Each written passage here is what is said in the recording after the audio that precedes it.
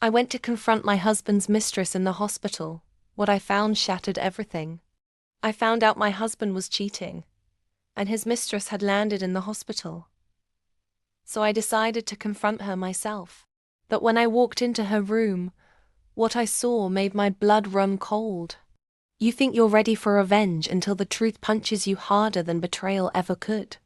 I'm an adult woman, a wife of 8 years, the kind who bakes cookies for her in-laws, remembers anniversaries, and puts love before pride.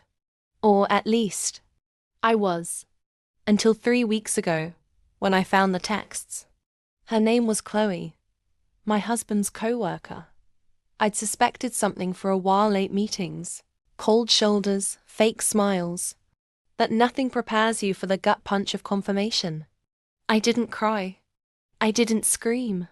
I waited. Then one morning I overheard a conversation my husband whispering on the phone. She's in the hospital.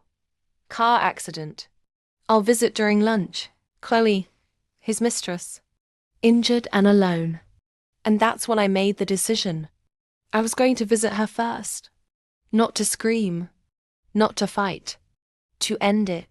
My way. The hospital smelled like bleach and broken dreams.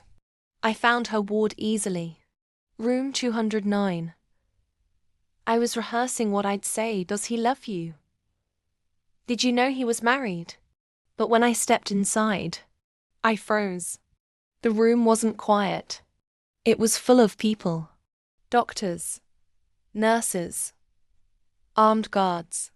And in the middle of it all, lying in the hospital bed, was not the kind of woman I expected. She wasn't young. She wasn't glamorous. She was pale, barely conscious, hooked up to machines.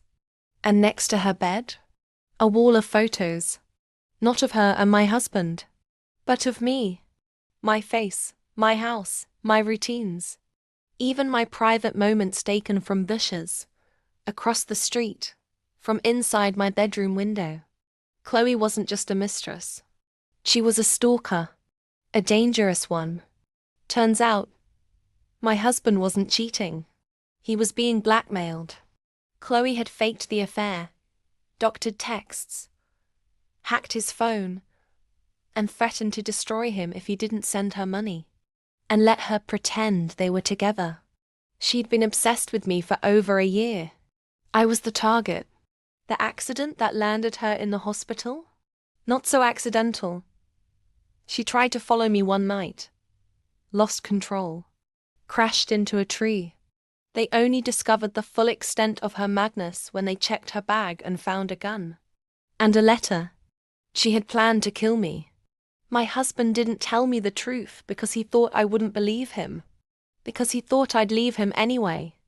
And honestly, I almost did. But revenge doesn't always come wrapped in rage. Sometimes the universe has its own way of balancing the scales. Chloe will never walk again.